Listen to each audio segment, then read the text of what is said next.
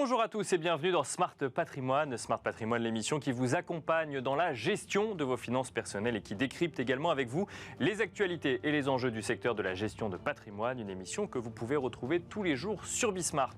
Et au sommaire de cette édition, nous commencerons tout d'abord avec Investir responsable, le rendez-vous dédié à l'ISR, l'investissement durable ou l'investissement à impact de Smart Patrimoine. Nous nous demanderons dans un instant comment intégrer la préservation de la biodiversité dans ces placements. Une question que nous poserons à Marie Valbaume, spécialiste de l'investissement responsable chez AXA IM. Nous enchaînerons ensuite avec Enjeu Patrimoine, un enjeu patrimoine consacré à une question, quand et comment utiliser le dispositif d'apport-cession, ce dispositif qui permet à un dirigeant d'entreprise d'apporter des titres d'une entreprise dont il est actionnaire à une holding et de bénéficier d'un report d'imposition. Nous nous demanderons ensemble quel avantage cela peut avoir pour un dirigeant d'entreprise et quelles sont les contraintes pour s'y soumettre. Des questions que nous poserons à Hubert Tondeur, expert comptable et titulaire de la chaire comptabilité au CNAM, mais aussi à Victoire Chararet, notaire au sein de l'étude Le Tulle Notaire. A tout de suite. Comment intégrer la préservation de la biodiversité dans ses placements? Voilà la question qui va nous animer aujourd'hui dans Investir responsable. Et pour cela, nous avons le plaisir de recevoir sur le plateau de Smart Patrimoine Marie Valbaume. Bonjour Marie Valbaume. Bonjour Nicolas.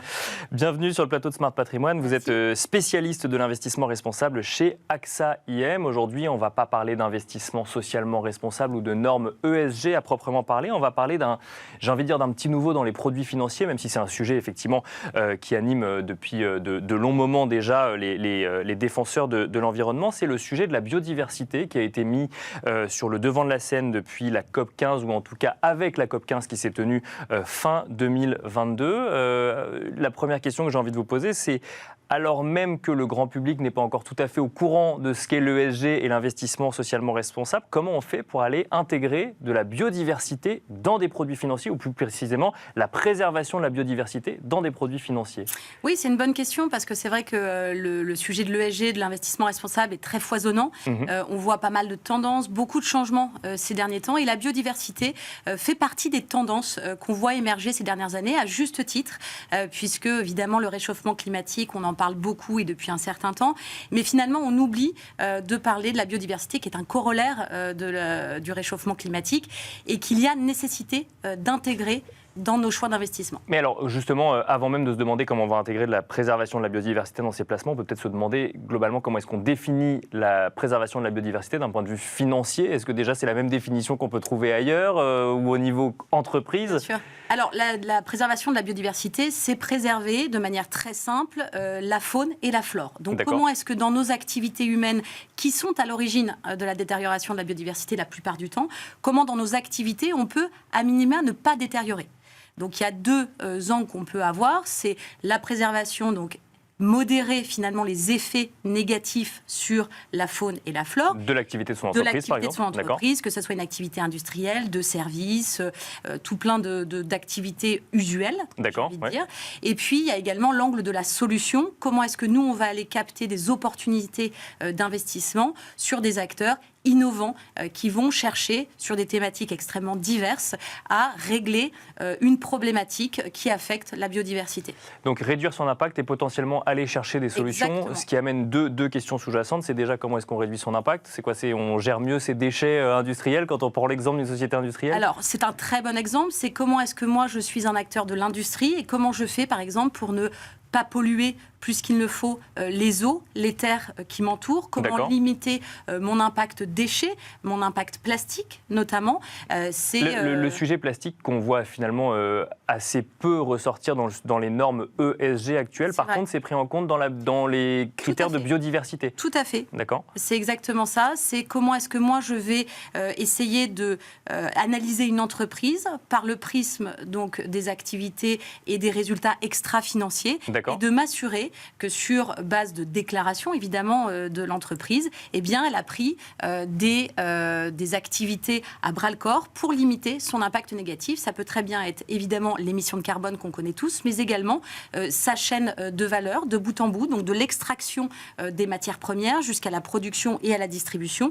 Comment est-ce que, dans sa chaîne de valeur, elle a pris des mesures pour limiter ces effets négatifs sur la biodiversité et la préservation de notre capital naturel. naturel. Est-ce qu'il y a des secteurs qui sont exclus d'office quand on parle de biodiversité ou... Alors oui, forcément, si je vous dis extraction du gaz de schiste, par exemple, c'est quelque chose qui, évidemment, tout le monde le comprend, est antinomique avec une préservation de la biodiversité. Donc c'est des choses, de toute façon, il y aura des secteurs ou des types d'activités qui ne seront pas compatibles avec une action encore une fois, éviter de dégrader, mais également préserver ou même restaurer. Et ça, c'est en lien avec la manière dont on extrait ou par l'utilisation qui est faite ensuite du gaz en question? C'est tout. C'est tout, c'est les deux, d'accord. Ça va être la chaîne de valeur en entier qui va être remise en cause. Je pose la question pour comprendre un petit peu comment on construit ensuite des produits financiers donc qui amènent à en tout cas se poser la question de la préservation de la biodiversité. Donc ensuite, on choisit des entreprises qui, sur base déclarative, vous l'avez dit, témoignent d'une stratégie ou d'une volonté de réduire l'impact qu'elles pouvaient avoir sur la biodiversité. Exactement, c'est tout à fait ça. Et ça, autour de plusieurs thématiques que nous considérons comme viables et qui, évidemment, on va rechercher toujours la performance. C'est quand même notre... Performance financière. D'accord, oui. C'est quand même la raison pour laquelle nous existons. Mais en ayant à la même échelle, cette histoire extra-financière de comment est-ce que je peux aller rechercher de la performance tout en préservant la biodiversité. Donc là, on va se retrouver face à tout un tas de thématiques qui sont extrêmement porteuses. Ça va être la préservation des terres, les matériaux durables, ça va être les écosystèmes aquatiques. Donc finalement, on investit dans les entreprises de solutions, en fait. Quand on veut réduire l'impact... Non, pas forcément. Pas forcément, encore une fois. C'est-à-dire que je peux aller chercher une industrie, je ne sais pas, cosmétique ou biochimique, qui va avoir revu tous ces process de fabrication, qui va être extrêmement innovant dans elle va rechercher l'excellence opérationnelle, pour le dire simplement. Mais donc potentiellement changer ses formules ou autre. Donc après, la question à se poser, c'est est-ce que je suis capable de faire différemment ce que je faisais hier, tout en gardant la même performance de l'entreprise? Puisqu'on reste effectivement sur ce critère quand on parle de produits financiers, on cherche un rendement à la fin. Exactement. Et de toute façon, qu'on parle d'entreprises qui vont proposer des solutions ou qui vont aller rechercher une excellence opérationnelle, la clé dans la préservation de la biodiversité, il faut quand même se le dire, c'est la solution primaire et fondamentale, c'est réduire. D'accord. Réduire notre impact. Donc réduire la consommation de certains produits. Le plastique, évidemment, on l'a tous en tête parce que ça pollue énormément les eaux, les océans. C'est réduire sa consommation d'emballage, de produits chimiques. Voilà. Justement, alors quand on parle d'intégrer par exemple un biais climat dans ces investissements, on a tous la même norme, c'est effectivement la taxe carbone, enfin pas la taxe carbone, mais l'empreinte carbone ou la tonne carbone. Quand on parle de biodiversité, alors là on a cité l'exemple du plastique, mais ça peut être plein de choses différentes. Comment est-ce qu'on quantifie l'impact sur la biodiversité de l'activité d'une entreprise? Alors c'est une très bonne question parce que de toute façon, dans l'investissement responsable, il faut se dire que les données, plus qu'ailleurs, sont un sujet qui est clé, qui est stratégique. C'est-à-dire comment les données remontées par l'entreprise. Exactement. Et comment je peux capturer finalement cette donnée, comment je peux m'assurer qu'elle est utilisable, qu'elle est fiable. Et ensuite, a fortiori, pour le sujet de la biodiversité, c'est une matière qui est quand même assez récente, avec des modèles qui sont récents et donc par définition pas forcément matures. D'accord. Aujourd'hui, chez AXA IM, nous on a un partenariat avec une entreprise qui s'appelle Iceberg Data Lab, dans lesquels nous avons également des participations. Donc, on croit vraiment à ce modèle. Et ils ont développé une méthode de calcul d'empreinte biodiversité. Alors, une méthode qui est expérimentale. Donc, ils ont un indice, finalement, de la biodiversité. C'est un peu la comparaison qu'on pourrait avoir, tout en sachant et en insistant là-dessus, c'est qu'aujourd'hui, cette méthodologie, elle est expérimentale parce qu'il faut faire des projections à long terme. Il faut s'assurer que les données qui remontent des entreprises sont fiables et sur lesquelles on peut appliquer une méthodologie de calcul vraiment scientifique avec un algorithme. Et surtout, la question qu'on peut se poser, c'est quand on est face à une multinationale, la biodiversité en France n'est pas la même qu'aux États-Unis ou qu'en Australie, et les implantations sont différentes et l'impact est différent. Donc il faut réussir à ensuite harmoniser cette donnée pour suivre finalement l'impact d'une entreprise. Exactement. Et ça, on a l'espoir et on est convaincu que ça va se développer très rapidement, comme on a pu voir ces dernières années justement autour du climat, comme vous le disiez, sur l'empreinte carbone, avec maintenant une offre foisonnante des données, eh bien voilà, on est sur le même schéma pour les empreintes biodiversité, de voir, et d'ailleurs on ne peut qu'encourager les entreprises à prendre évidemment des mesures efficaces et efficientes, mais également à avoir cette démarche proactive et déclarative pour mieux les accompagner finalement dans le financement de leurs activités. Alors, vous l'avez mentionné, effectivement, les sujets climat ou ESG sont peut-être un petit peu plus avancés que le sujet biodiversité aujourd'hui dans les placements financiers. Et parce qu'ils sont un petit peu plus avancés et que le grand public commence à s'y intéresser un petit peu plus, on voit aussi de plus en plus d'accusations de greenwashing sur des entreprises ou autres. Comment, et si vous nous avez dit que c'était sur base déclarative, finalement, cette intégration de la préservation de la biodiversité, est-ce qu'on peut se prémunir d'un risque comme celui-là sur la biodiversité, ou comme de toute façon on n'a pas de normes tangibles aujourd'hui, les stratégies des entreprises divergent les unes des autres? Non, c'est un bon point. C'est sûr qu'il y a quand même une interrogation qui est tout à fait compréhensible de la part des clients et des épargnants, puisque d'une part, c'est un sujet qui est compliqué à comprendre, parce que c'est beaucoup finalement de données scientifiques qui ne sont pas forcément simples à manipuler, et on peut entendre un certain doute ou un scepticisme des épargnants à l'égard de ça.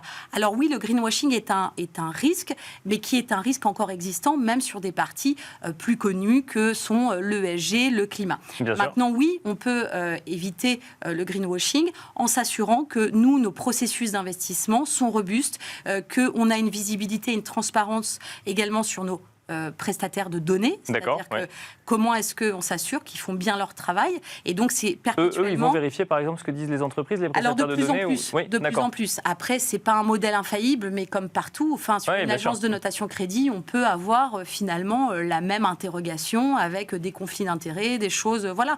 Et pour autant, l'industrie de la finance au sens large utilise ça depuis des décennies. Donc, il faut aussi qu'on accepte ce caractère évolutif, changeant, et c'est à nous aussi, en tant qu'investisseurs de long terme, de challenger ça auprès, finalement, de nos prestataires. Ou des entreprises directement. Et des entreprises directement. Et ça, on le fait via notre activité d'engagement. Et typiquement, sur la biodiversité, on pense que notre premier levier d'action, c'est également, finalement, inciter les entreprises à déclarer plus et à déclarer mieux, puisque finalement, c'est dans l'intérêt de tout le monde. On assiste clairement aujourd'hui à un alignement des intérêts. On voit bien que l'épargnant, il est soucieux de cet impact sur la société au sens large, que ce soit d'un point de vue environnemental ou social, et puis plus largement et sur notre quotidien, mais le consommateur aussi. Pour autant, et ce sera ma dernière question, c'est l'épargnant est soucieux, pour autant, est-ce qu'il vient voir son conseiller en investissement financier en disant « je veux intégrer un sujet préservation de la biodiversité dans mes placements » Est-ce qu'il y a ce niveau de connaissance sur le sujet Alors, je pourrais vous mentir et vous répondre oui, évidemment. Seulement, aujourd'hui, on le voit bien, on n'est pas né de la dernière pluie. Aujourd'hui, si un épargnant doit choisir entre le rendement et sa bonne intention, il va aller chercher le rendement. Alors, vous pensez bien que dans des marchés chahutés, comme on a pu voir depuis un an et demi, c'est un sujet de préoccupation extrêmement fort qui est le rendement. Donc, on voit qu'il y a une intention, il y a une volonté. Ensuite, est-ce que c'est transformé en investissement dit ISR ou responsable à chaque fois? Évidemment non. Et c'est nous, notre rôle, justement, d'accompagner nos clients, nos épargnants dans cette démarche pour bien montrer aussi que c'est pas parce que je vais chercher à préserver la biodiversité que je vais pour autant abandonner ma recherche de performance. Les deux sont à mettre au même niveau, puisque aux dernières nouvelles, les asset managers ne sont pas des philanthropes. Donc, il n'est pas dans notre intérêt d'aller chercher un investissement peu rentable. Merci beaucoup, Marie Walbaum, d'être venue sur le plateau de Smart Patrimoine. Je rappelle que vous êtes spécialiste de l'investissement responsable chez AXA IM. Merci beaucoup. Merci à vous. Merci à vous et on se retrouve tout de suite dans Enjeu Patrimoine.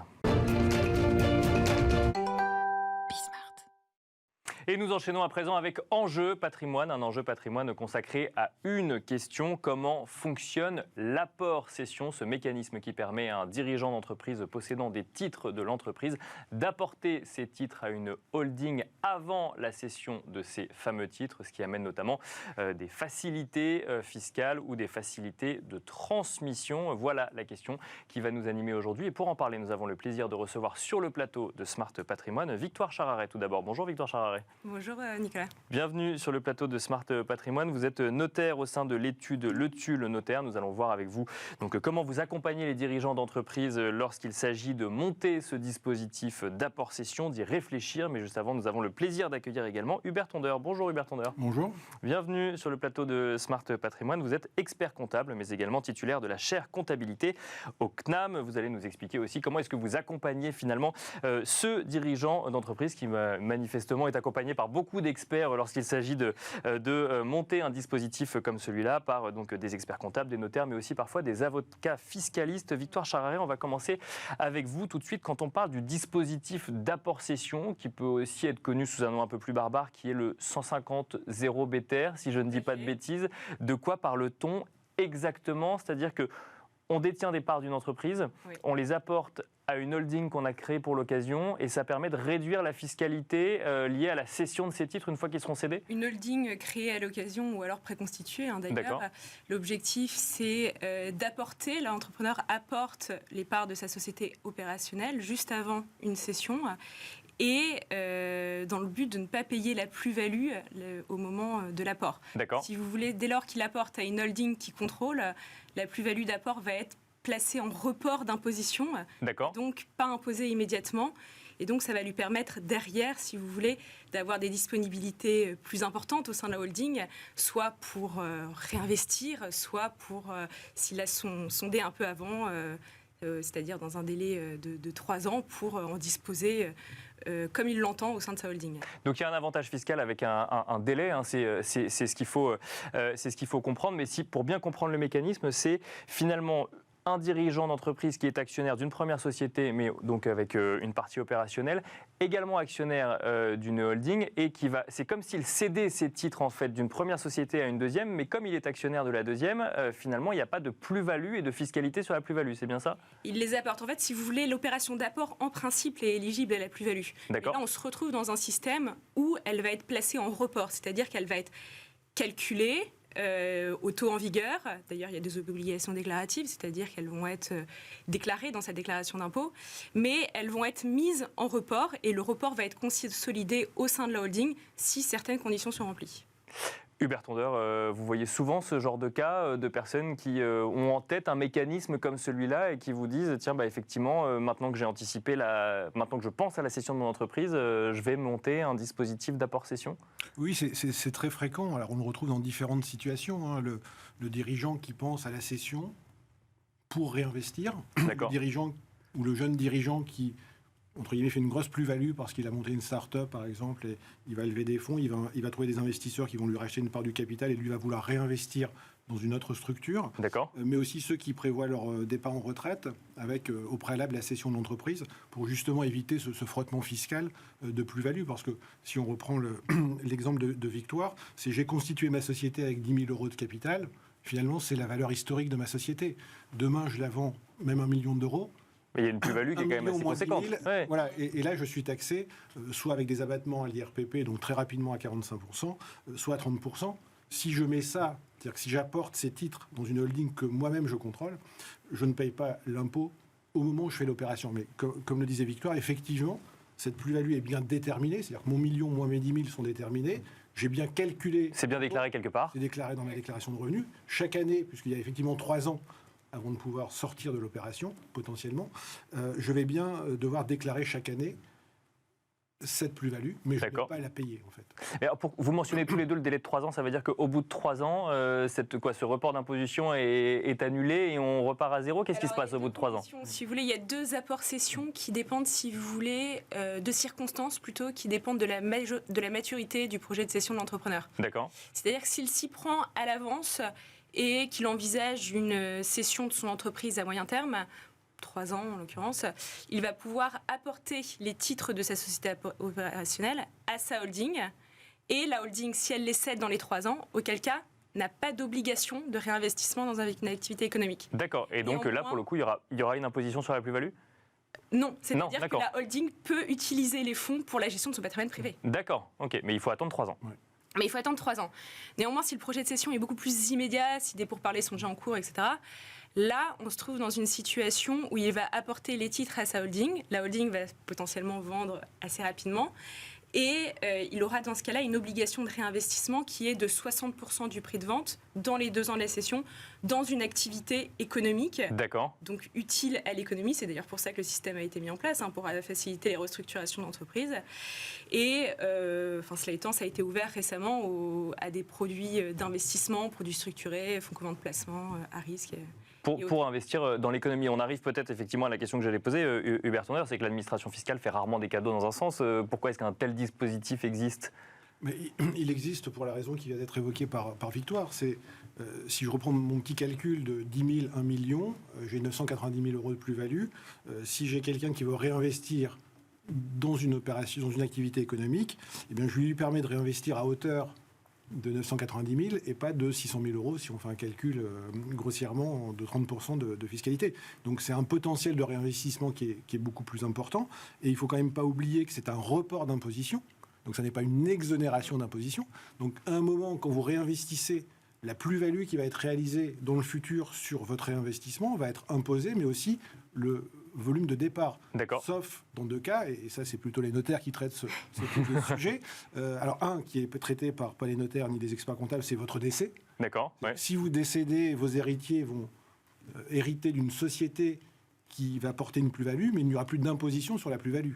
Donc votre héritier, si malheureusement vous décédez, lui va payer les droits de succession sur le montant global, mais n'aura pas à payer la plus-value. D'accord. Oui, puisqu'elle reste personnelle en fait à l'entrepreneur qui est décédé et donc du coup n'est pas transmise aux héritiers au moment de la transmission de l'entreprise. Mais alors justement, dans un cas de transmission par exemple, est-ce que vous avez le cas de dirigeants qui font ce mécanisme et puis ensuite laissent l'argent dans la holding de telle manière à ce que ce soit transmis directement aux générations suivantes ? Alors oui, mais alors il faut pas oublier aussi que ce mécanisme. Je sens que c'est pas la meilleure stratégie.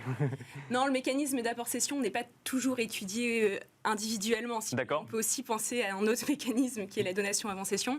Néanmoins, si on se place dans la situation d'un apport-cession, effectivement, on pourra après présenter à notre client le fait qu'il peut transmettre les parts de la holding, la société qu'il a créée, à ses enfants, et auquel cas la transmission pourra in fine aboutir à une exonération de la plus-value qui est en report.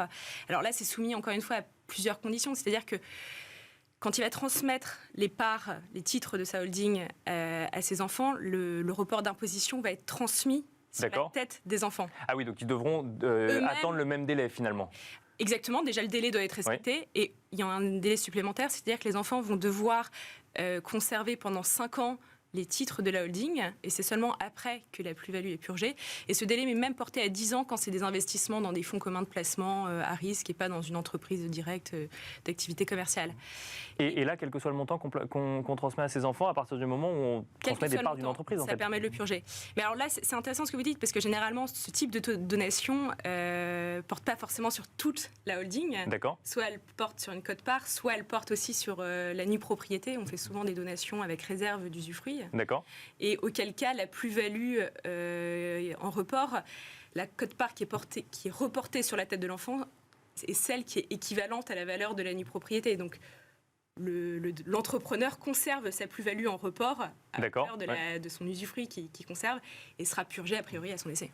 Hubert Tondeur, j'ai quand même l'impression que c'est un mécanisme un peu complexe pour un dirigeant d'entreprise, que ça nécessite de bien anticiper finalement ce qu'on va vouloir faire du produit, de la cession de l'entreprise qu'on a créée ou de laquelle on était associé. Oui, c'est pour ça que vous disiez en introduction que c'est un mécanisme qui est souvent accompagné par des notaires, des avocats, des experts comptables, parce que, et comme le disait Victoire, c'est un mécanisme à géométrie extrêmement variable en fonction de la situation de l'entrepreneur. On a des clients qui sont des jeunes clients qui font des opérations avec des entrées au capital et des cessions de start-up qui font ça parce qu'ils vont réinvestir. D'accord. Il y a des clients qui anticipent une donation et qui apportent pour protéger cette plus-value. Et ceux qui veulent réinvestir, pour que ce soit clair, effectivement, même si vous l'avez tous les deux déjà dit, ça veut dire que dès le lendemain, on peut réinvestir. Et là, pour le coup, on garde le report d'imposition. Oui, et j'irais même à dire qu'il y a des clients qui viennent nous voir, et j'imagine que c'est la même chose dans l'étude de Victoire, qui viennent nous voir en disant « mais moi, j'ai déjà l'acquéreur, en fait ». Donc maintenant, il faut que ça aille vite, c'est ça ? Oui, j'ai les titres de ma société. Voilà, j'ai des titres une société que j'ai créée il y a 20 ans. J'ai un acquéreur qui vient pour 100 000, 200 000, 1 million, 10 millions. Mais le closing est fait, l'audit d'acquisition est fait, tout est fait, je connais le prix. D'accord. Et là, j'ai tapé sur Internet comment réduire la fiscalité de ma plus-value et je suis tombé sur la possession. C'est presque ça. Tout à fait. Et c'est là où il faut être très vigilant. C'est qu'une fois que vous faites cette apport-cession et que vous cédez les titres, le cash, le résultat de la cession, appartient à la holding. À la holding. D'accord. Il n'appartient pas aux dirigeants. et vous êtes en report d'imposition. Donc vous ne pouvez pas employer ces fonds pour les, entre guillemets, les récupérer. Si vous voulez les récupérer, c'est un mécanisme un peu plus complexe, encore une fois, et qui nécessite de payer l'impôt au risque de devoir perdre aussi le bénéfice du report d'imposition. Sauf si j'attends 3 ans, si j'ai bien compris ce que vous m'avez dit. Ah non, la plus-value reste en report. Ah, d'accord. En report, oui. Ça permet de consolider justement le report d'imposition les 3 ans. Mais le seul moyen de purger la plus-value, ça reste le décès ou la transmission. D'accord, donc en fait, quel que soit le délai que j'attends, je ne vais pas voir cette fiscalité disparaître parce que si j'ai envie de la réutiliser pour mon patrimoine propre, à ce moment-là, je devrais payer l'imposition liée à la plus-value. C'est très clair. D'accord. Oui, là, on est dans la gestion d'une holding. D'accord, oui, bien sûr. Les liquidités restent dans la holding. C'est pas un phénomène, je dirais, défiscalisant qui permet d'économiser l'impôt. Sous couvert d'attendre, finalement, de récupérer. D'accord. C'est un outil qui vous permet de réinvestir ou de transmettre des structures à moindre coût fiscal. Mais effectivement, la seule solution, finalement, naturelle, où vous ne payez pas la plus-value en tant que personne physique, c'est quand vous décédez, que vos héritiers bénéficient d'une holding qui a soit encore des titres, soit du cash. Et c'est un événement qui a vocation à arriver. Oui. Un jour ou l'autre, effectivement. Vous avez mentionné Hubert Tonder, donc le cas du dirigeant d'entreprise qui a fait fortune très vite et qui ensuite cherche à réinvestir. J'imagine que ce n'est pas la majorité des dirigeants que vous accompagnez. Quand on est sur une préparation à la retraite, quel intérêt de passer par l'apport-cession ? Vous êtes en train de céder, vous avez l'acquéreur, donc vous pouvez céder une partie des titres à titre personnel, payer l'impôt et avoir une réserve financière pour vous, apporter les 50, 60, 70% dans une holding, et vous les sacralisez dans la holding, vous avez vendu votre société, donc vous aurez du cash immédiatement dans la holding, et vous attendez gentiment la fin des événements, c'est-à-dire... D'accord, oui.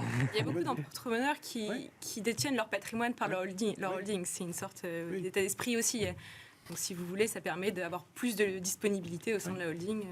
Et donc ça ne pose pas un souci particulier, effectivement, que ça reste dans la holding, malgré le fait que ce soit le fruit de la cession de 20 ans ou 30 ans de vie, par exemple. C'est pour ça que l'idée de dire j'en ai cédé peut-être une partie à titre personnel pour bénéficier de cash personnel pour mon... Quand les plus-values sont énormes, effectivement, on peut diviser en 2 parts pour éviter de payer la plus-value globale, enfin la fiscalité sur la plus-value globale. D'accord. Oui, et comme le disait Victoire, on a connu historiquement des investissements qui étaient très très limitatifs sur les activités économiques industrielles. Aujourd'hui, on a des investissements qui sont beaucoup plus larges sur des fonds communs de placement notamment et des FCPI.